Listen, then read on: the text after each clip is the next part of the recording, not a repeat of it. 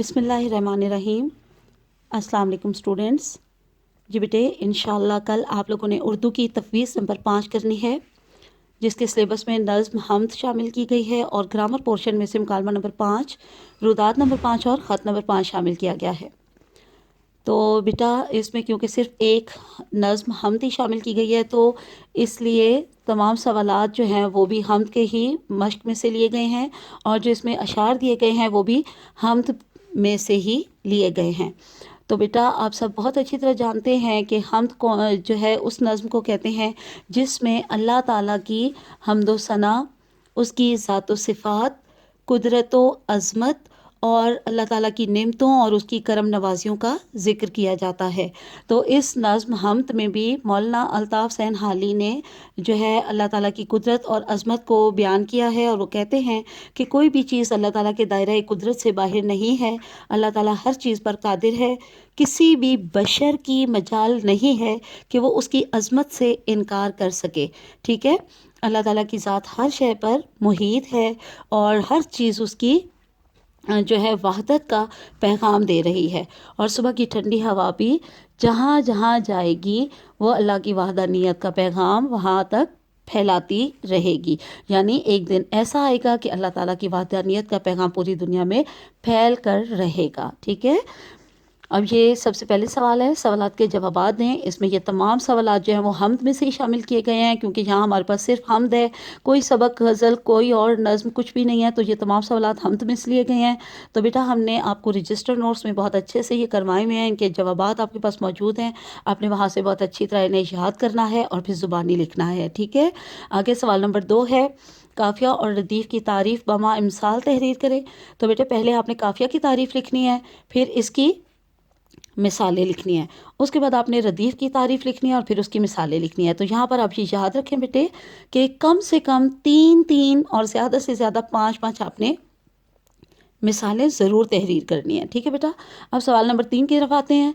दर्ज झेल नज़्म पारों की तशरीह बमा हवाला नज़्म तहरीर करें। तो ये भी हम्द में से लिए गए हैं दोनों इशार। सबसे पहले आपने हेडिंग देनी होती है हवाले नज़्म, अगर नज़्म के इशार हो तो हवाले नज़्म ही लिखते हैं। ठीक है, उसके बाद जिसमें आप तहरीर करते हैं नज़्म का नाम हम्द और शायर का नाम मौलाना अल्ताफ़ हुसैन हाली। उसके बाद दूसरी हेडिंग आप देंगे मफ़हूम। तो बेटा मफ़हूम क्या होता है, क्योंकि शेर जो है वो 2 मिसरों पर मुश्तमिल होता है, तो बस इतनी ही उसी शेर को नसर की सूरत में अपने अल्फाज में आपने लिखना है 1.5 से 2 लाइन में बस। ठीक है, जैसे कि इस शेर पहला शेर है, जचता नहीं नज़रों में या खिल्लते सुल्तानी, कमली में मगन अपनी रहता है गदा तेरा। तो पहले मुश्किल अल्फाज के मायने आपको अच्छी तरह आने चाहिए। जचता नहीं यानी अच्छा नहीं लगता, या यहाँ खिल्लाते सुल्तानी यानी लिबास फ़ाखरा, शाही लिबास। ठीक है, इसका मायने है शाही लिबास। कमली चादर, मगन रहता है गुम रहता है। तो बेटे इसका क्या मफ़हूम लिखेंगे आप, ए अल्लाह तेरा गदा अपनी मैली चादर में भी खुश नज़र आता है, उसी में गुम रहता है, उसकी नज़रों में शाही लिबास भी कोई मायने नहीं रखता, शाही लिबास की भी उसकी नज़रों में कोई वक़्त नहीं, कोई अहमियत नहीं। ठीक है बेटे, ये मफ़हूम लिखने के बाद फिर आप हेडिंग देंगे तशरीह, और फिर आपके पास क्योंकि तशरीहात के नोट्स मौजूद हैं उसमें से बहुत अच्छी तरह याद करिए, उनमें जवाबी इशार भी हैं, और आपने तशरीह में जवाबी इशार ज़रूर लिखने होते हैं बेटे, क्योंकि जवाबी शेर के भी नंबर होते हैं, इसलिए वो ज़रूर याद करने हैं, ज़रूर लिखने हैं। और तशरीह आप नोट्स से बेशक याद करें, लेकिन बेटे आपको मैं पहले भी कह चुकी हूँ कि तशरीह लिखनी आपने अपने अल्फाज में है। ठीक है, अब हम देखते हैं दूसरा शेर जो है, तू ही नज़र आता है हर शय पे मुहीत उनको, जो रंजो मुसीबत में करते हैं गिला तेरा।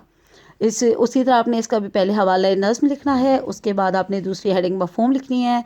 और मफ़हूम क्या है इस शेर का, कि ए अल्लाह वो लोग जो मुसीबत में गिरफ़्तार हो जाते हैं, तो मुसीबत पड़ने पर, मुसीबत में गिरफ़्तार होने पर वो तेरी शिकायत करते हैं, लेकिन उन्हें भी अच्छी तरह मालूम है कि तू ही सारे आलम पर छाया हुआ है, और तू ही जो है इस मुसीबत और रंज से उनको निकालेगा, और तेरे ही पास इसका हल मौजूद है। ठीक है, अब उसके बाद आपने तशरीह लिखनी है जिसमें जवाबी शेर ज़रूर होना चाहिए। उसके बाद है सवाल नंबर 4, दुकानदार और ख़रीदार के दरमियान ख़रीदारी के मुतालिक मुकालमा लिखें।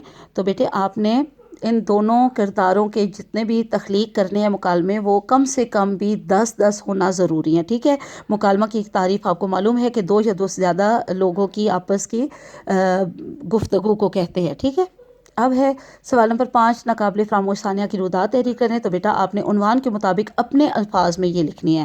پھر سوال نمبر 6 ہے، اپنی بہن کے نام خط لکھیں جس میں اسے اپنے ساتھ موسم سرما کی تعطیلات گزارنے کی دعوت دیں۔